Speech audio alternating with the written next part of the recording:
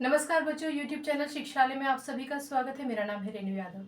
हम पढ़ने वाले हैं SN1 मैकेनिज्म के बारे में। बहुत ही इंपॉर्टेंट पार्ट है halo alkane hello Aries chapter का। SN1 मैकेनिज्म में S और N रिप्रेजेंट करते हैं न्यूक्लियोफिलिक सब्स्टिट्यूशन को।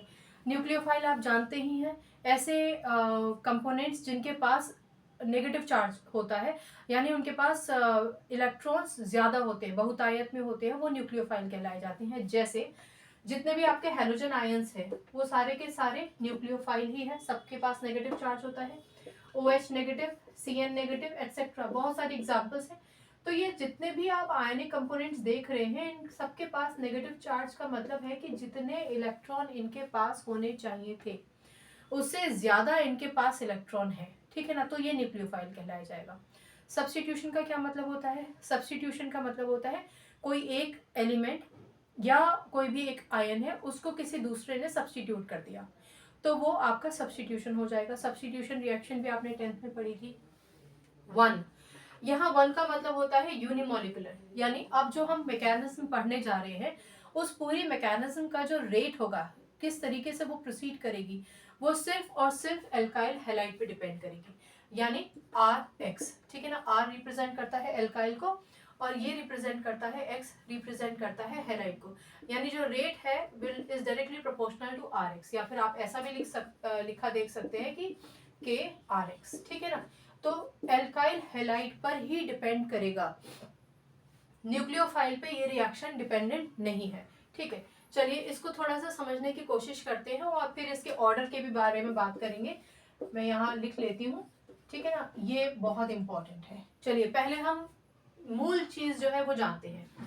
हमने एक एल्काइल हैलाइड लिया। आप ध्यान रखिए कि न्यूक्लियोफिलिक सब्स्टिट्यूशन रिएक्शन 1 में टर्शरी एल्काइल हैलाइड अगर आप लेते हैं तो रिएक्शन बहुत अच्छे से प्रोसीड होती है, यानी टर्शरी एल्काइल हैलाइड में SN1 मैकेनिज्म बहुत स्मूथली होता है, अच्छे से हो जाता है as compare to secondary and primary. तो हमने टर्शरी एल्काइल हैलाइड ले लिया। अगर आप कॉमन हेलोजन नहीं लेना चाहते हैं, स्पेसिफिक लेना चाहते हैं, तो देखिए Br हमने ले लिया, ठीक। अब बहुत इंपॉर्टेंट रिएक्शन है, बहुत ध्यान से सुनिए, पूरा मैकेनिज्म इंपॉर्टेंट है, ठीक है।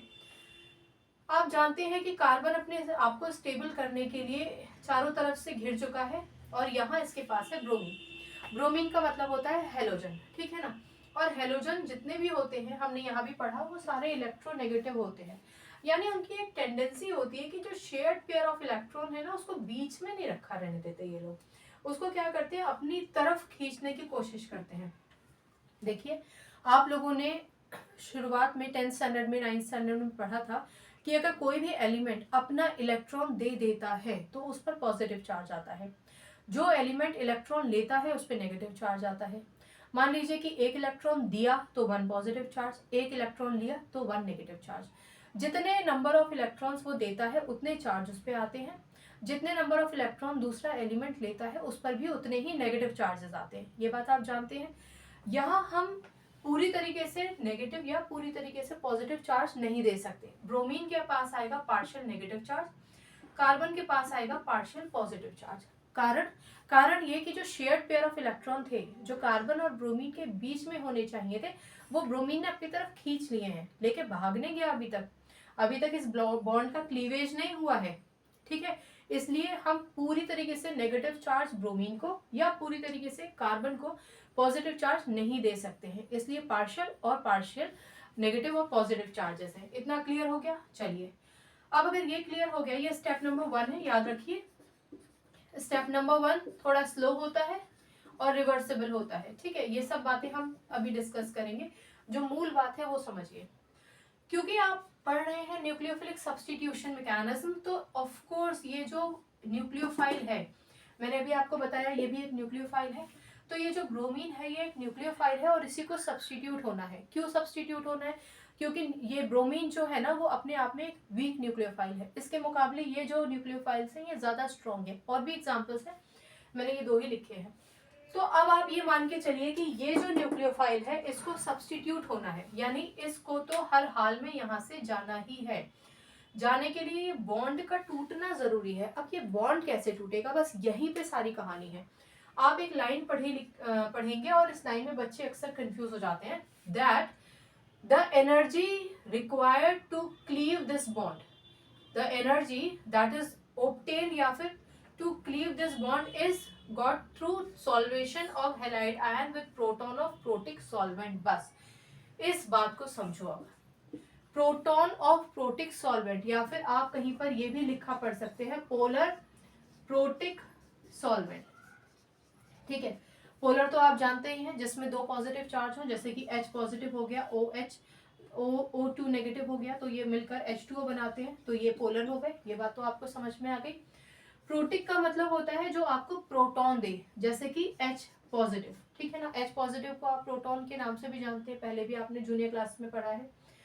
प्रोटॉन प्रोटिक सॉल्वेंट, इसका क्या मतलब होता है, यानी अगर मान लीजिए आप H2O की बात करते हैं, तो H2O में आपके पास ऑक्सीजन और हाइड्रोजन बॉन्ड होता है ना, ये दो ऑक्सीजन और हाइड्रोजन दोनों मिल जाते हैं।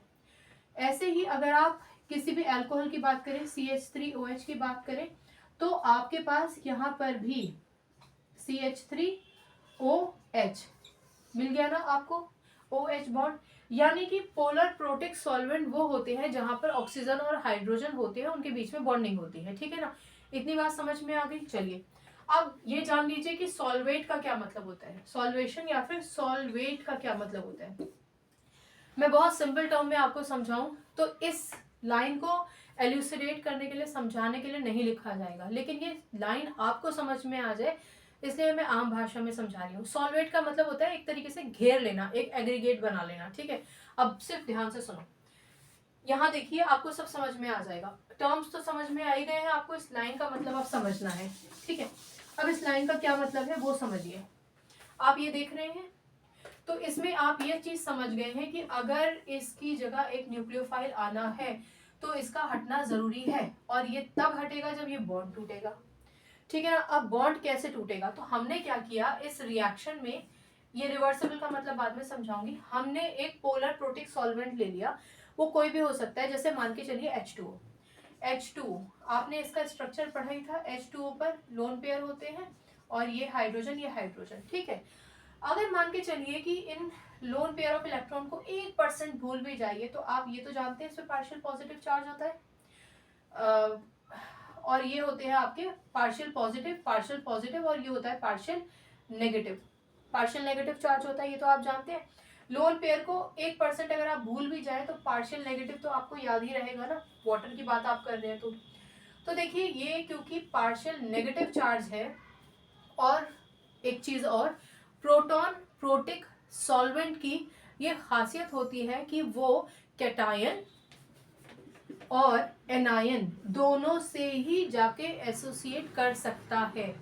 फिर से सुनिए, प्रोटॉन प्रोटिक सॉल्वेंट की ये खासियत होती है कि वो उसके जो कंपोनेंट्स हैं वो कैटायन और एनायन दोनों से ही जुड़ सकते हैं, राइट। अब इसका मतलब मैं समझाती हूँ।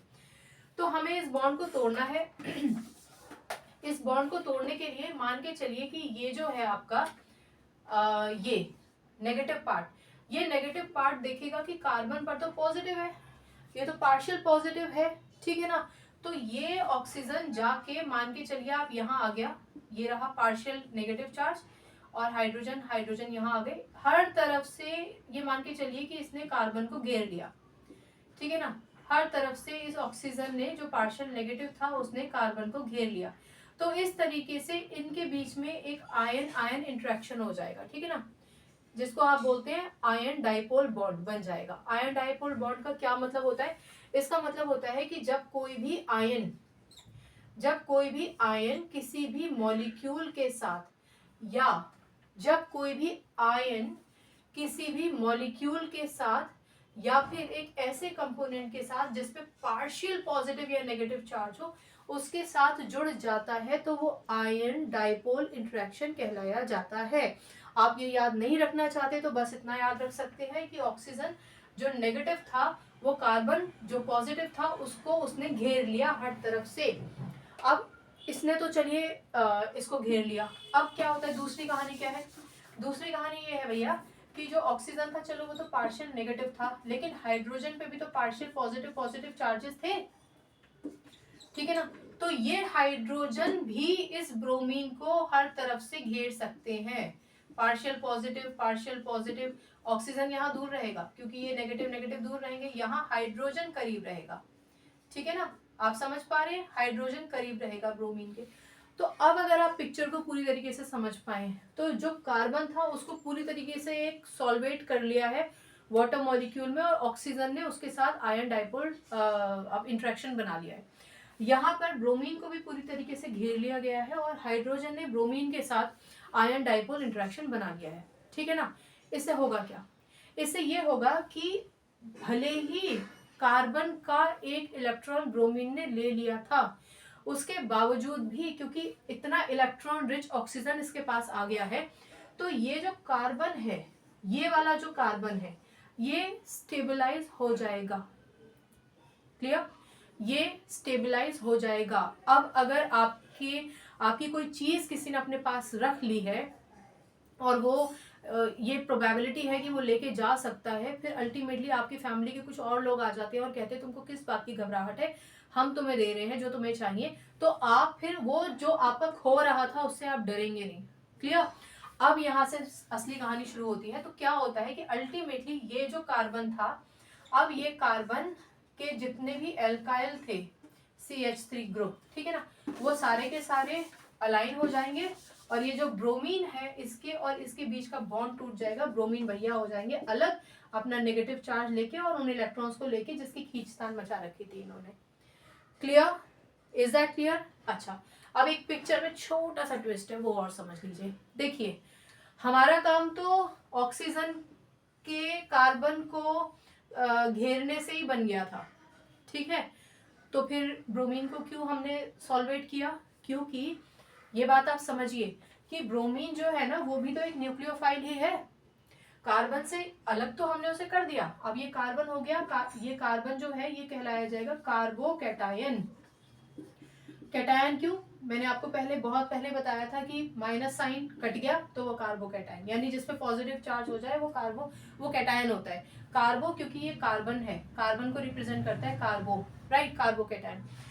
तो बात ये है कि ये तो है तो न्यूक्लियोफाइल ही ना, और कार्बन है पॉजिटिव चार्ज, तो ये प्रोबेबिलिटी है कि ये जो ब्रोमीन है ये दोबारा से आके इसको मिल सकता है, दोबारा से इसके साथ बॉन्डिंग बना सकता है कि ठीक है नहीं भैया आप शेयरिंग कर लेंगे, मैं बॉन्डिंग बना लूँ, ठीक है ना। तो ये चांस ही खत्म कर दिया।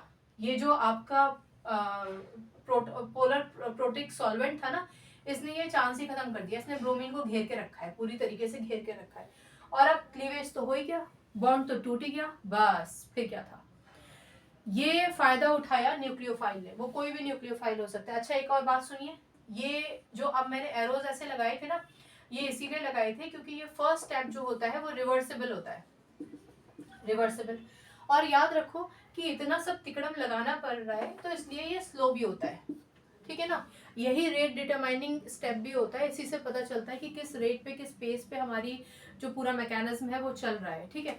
तो सेकंड स्टेप में क्या होता है, ये स्टेप 1 था, अब स्टेप 2 बहुत प्यारा है, स्टेप 2 में कुछ भी नहीं होना, ठीक है, कार्बोकैटायन था, इलेक्ट्रॉन की कमी हो गई इसके पास, जो जिसने इसकी मदद की थी वो अपने अपने घर चले गए, भले ही आप ऑक्सीजन की बात करें या किसी की भी बात करें। अब आ जाता है हमारा न्यूक्लियोफाइल, वो कोई भी न्यूक्लियोफाइल हो सकता है, कॉमनली आप न्यूक्लियोफाइल को Z नेगेटिव डॉट डॉट से रिप्रेजेंट कर सकते हैं, या फिर आप इसको न्यूक्लियोफाइल इस तरीके से रिप्रेजेंट कर सकते हैं, नहीं तो आप कोई न्यूक्लियोफाइल ला ही सकते हैं, जैसे कि OH नेगेटिव में लेकर आ जाते हो, ठीक है। अब ऐसी कंडीशन में क्या है, OH नेगेटिव का क्या मतलब है, रिच है भाई, इलेक्ट्रॉन रिच है, इसको दिख रहा है कि कार्बोकैटायन है, ये कार्बन के पास इलेक्ट्रॉन की शॉर्टेज है, तो अल्टीमेटली इस पर्टिकुलर टाइम में अब इसके साथ ये जुड़ जाएगा। अब एक और छोटी सी बात बताऊंगी इसके बाद, CH3 और यहाँ पर OH भैया जुड़ गए, तो प्रोडक्ट आपका कंप्लीट हो गया, और ये कहलाई जाती है आपकी SN1 मैकेनिज्म। इससे आपको ये पता चलता है कि अगर एल्काइल हैलाइड आपके पास है, टर्शरी, प्राइमरी, सेकेंडरी, तो वो किस मैकेनिज्म से हेलोजन से छुटकारा पाके न्यूक्लियोफाइल के साथ अटैच होते हैं, ठीक है। अब एक बात सुनिए, आप यहाँ देखिए, अगर आप ध्यान से देखें तो ये, मैं इसको दोबारा बना देती हूँ, ठीक है ना, हमने इस तरीके से लिया था एल्काइल हैलाइड, हमने इस तरीके से लिया था, ठीक है, और यहाँ था हमारा ब्रोमीन। अब आप देखिए कि इसके जितने भी ये जितने भी एल्काइल जुड़े हुए हैं ना कंपोनेंट कार्बन से, ये सारे के सारे 109.5 डिग्री पर हैं, सब के सब अपनी अपनी जगह पे सतर्क, क्योंकि ब्रोमीन था। जैसे ही ब्रोमीन निकला, इनके बीच का जो एंगल था वो 150 डिग्री हो गया, रिलैक्स हो गए सारे के सारे, अपना आराम से। होता है ना कि जब आप नानी दादी के घर जाते हैं तो सारे कजिन्स साथ में बैठते हैं, सो जाते हैं, जगह कम पड़ जाती है, और कोई एक दो चला जाता है तो फिर आप आराम से अपना स्पेस लेते हैं। तो यहाँ पर इन्होंने अपना आराम से स्पेस लिया है, ट्राइगोनल प्लेनर है ये, ठीक है। इस सब के बारे में हम बाद में बात करेंगे, सब कुछ जुड़ा हुआ है इससे। लेकिन अब इसमें जब फिर से कोई न्यूक्लियोफाइल आ गया तो ये फिर से पहले जैसे हो गए, रिटेंशन हो गया, पहले जैसे हो गए, जैसे पहले थे वैसे ही हो गए, ठीक है ना। अपनी पोजीशन को इन्होंने दोबारा से ले लिया, ठीक है। तो अब इस पूरे मैकेनिज्म को आप समझ गए होंगे। क्या होता है? एल्काइल हैलाइड होता है।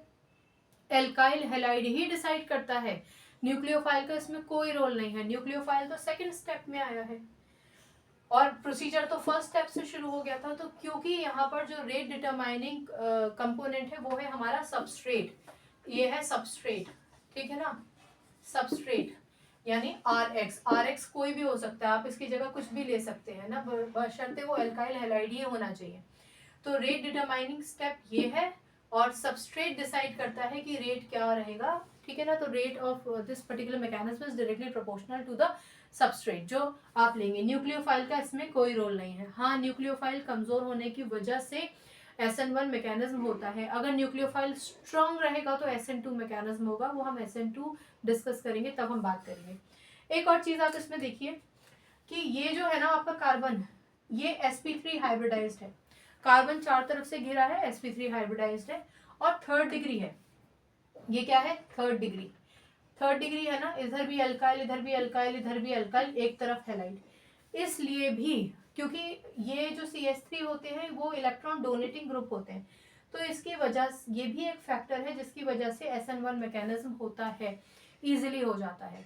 अगर मान के चलिए कि यहाँ पर आप सेकेंडरी एल्काइल हैलाइड लें, सेकेंडरी का मतलब है कार्बन एक तरफ से CH3, एक तरफ से CH3 और एक तरफ से HO, यहाँ पे हैलाइड जुड़ा हो, तो कार्बन को जो इलेक्ट्रॉन डोनेशन पिछली बार तीनों तरफ से मिल रहा था वो अब सिर्फ दो ही तरफ से मिलेगा। ये भी एक फैक्टर है कि ये जो बॉन्ड है ना ये बहुत आसानी से नहीं टूट पाएगा। टर्शरी के केस में कार्बन 1, 2, 3 तीनों तरफ से एल्काइल ग्रुप से जुड़ा था। Alkyl group electron donating group होते हैं। डोनेटिंग ग्रुप का मतलब है कि कार्बन सेटिस्फाइड रहेगा कि मेरे पास इलेक्ट्रॉन की कमी नहीं है और ब्रोमीन से आराम से क्लीवेज हो जाएगा, ठीक है ना। अब सेकेंडरी के केस में थोड़ा डिफिकल्ट है और प्राइमरी के केस में और डिफिकल्ट है। तो अगर आपसे पूछा जाए कि SN1 मैकेनिज्म का ऑर्डर क्या है तो आप लिखेंगे third degree, then second degree and then first degree, right. तो इसको देख लीजिए और अगर इसमें कोई डाउट है तो आप पूछ लीजिए, कमेंट सेक्शन में पूछ लीजिएगा, ठीक है ना। एल्काइल हैलाइड के केस में होता है, एल्काइल हैलाइड ही डिसाइड करता है रेट क्या रहेगा इसका, किस तरीके से प्रोसीड करेगा rate of this particular SN1 mechanism. Then secondly nucleophile का तो सेकेंड स्टेप में आता है, न्यूक्लियोफाइल डिसाइड नहीं करता, हाँ पर न्यूक्लियोफाइल वीक होता है। ऑर्डर की बात करें तो थर्ड डिग्री, सेकेंड डिग्री और first degree. Polar protic solvent का मतलब ये है कि वो सॉल्वेंट जो आपको ऑक्सीजन और हाइड्रोजन तो दे ही देते हैं, आप कुछ भी ले सकते हैं वहाँ पर, CH3COH ले सकते हैं, CH3OH ले सकते हैं, मतलब अल्कोहल ले सकते हैं, इथेनोइक एसिड ले सकते हैं, वाटर ले सकते हैं, और वो क्या करते हैं, वो इनको सॉल्वेट कर लेते हैं। एक कार्बन और उससे जुड़े हुए एल्काइल को सॉल्वेट करेगा और दूसरा हेलोजन को सॉल्वेट करेगा, ताकि हेलोजन दोबारा से पलट के फिर से ना आ जाए कार्बन के पास, राइट। और ये सब क्यों? ताकि एक स्ट्रॉन्ग न्यूक्लियोफाइल अटैच होकर एक प्रॉपर कंपाउंड बना सके, ठीक है। तो ये है SN1 मैकेनिज्म। आई होप आपको प्रोसीजर समझ में आ गया होगा। ये दो स्टेप्स बहुत आसान है, लेकिन ये जो बीच में लाइन आती है ना, this energy is received by the solvation of the halide ion, ये थोड़ा सा आपको हो सकता है कि बिल्डर्ड कर दे, तो आप इसको आराम से सुनिए लेक्चर को, और कोई डाउट हो तो पूछिए, ठीक है। देख लीजिए, अब देखेंगे तो अब बहुत सारी चीज़ें हटा चुके हैं, तो लेक्चर में देख लीजिएगा, ठीक है। केमिस्ट्री से अपनी केमिस्ट्री अच्छी बनाइए, शिक्षा ले आइए, अगली बार मिलने तक अपना ख्याल रखिए, खुश रहिए, सकारात्मक रहिए। नमस्कार।